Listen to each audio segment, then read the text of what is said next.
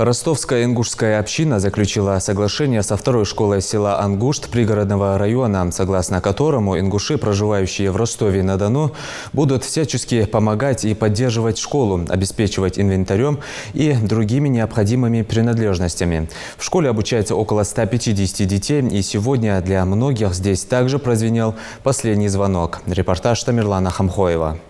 В 1999 году на месте этой школы стояла палатка, и количество обучающихся здесь было равно количеству преподавателей. Всего 8 человек. Сегодня же учеников больше в несколько десятков раз, да и само здание претерпело существенные изменения. Последний звонок прозвучит сегодня для учащихся 11 классов и, соответственно, первый для тех, кто только пришел сюда. Эмоций много теплых слов, с которыми сюда пришли ребята. Чтобы скрасить грусть от расставания со школой, выпускники подготовили юмористическую сценку про то, как ученики сдают ЕГЭ.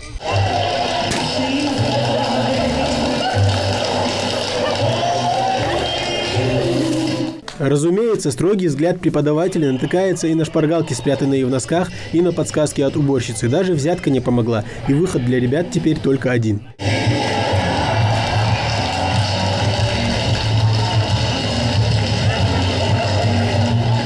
Такая короткая сценка несет в себе большой смысл. Учение – свет. Впрочем, об успешной учебе здесь есть кому позаботиться. Фатима Эсмурзиева отучилась в этой школе с 1 по 11 классы и теперь отдает должное терпению учителей, что обучали ее все 11 лет. У нас очень хорошая школа, мы всегда рады проходить сюда. Каждый день мы будем вспоминать нашу школу. Я бы хотела сказать огромное спасибо нашим учителям, которые терпели нас все эти 11 лет и смогли нам подарить много знаний. И хотела бы, чтобы наша школа всегда процветала и была такой, какой была она с нами. На мероприятии присутствуют и гости из Ростовской области, и из общественного движения «Даймох». С целью оказать содействие в решении некоторых вопросов они и прибыли в пригородный район. Такой пилотный проект «Первая ласточка», да, скажем так.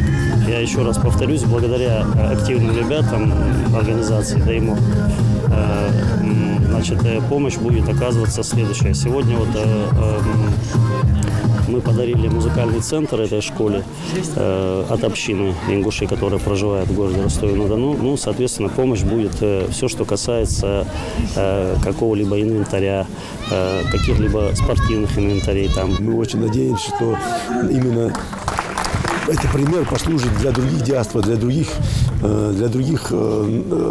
диаспор, других населенных пунктов России, как и за границей, которые также обратят внимание и дадут моральную поддержку тем, кто здесь проживает. Заключение соглашения, несомненно, пойдет на пользу как ученикам этой школы, так и самому образовательному учреждению, уверены собравшиеся. То, что сегодня у нас на таком мероприятии присутствует диаспора ростовская, присутствует у нас также и наша общественная организация «Даймох». У нас сегодня впервые присутствовали и с Северо-Осетинской области университета, заведующей кафедрой.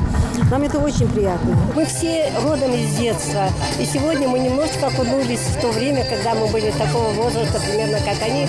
И это настолько приятно было смотреть, наблюдать, насколько они себя позицируют уже со взрослыми людьми. Но так хочется снова быть такими же молодыми, как они. Но, увы, это уже, наверное, не случится. Вот и самый волнительный момент, ради которого все, собственно, и собрались. Последний звонок.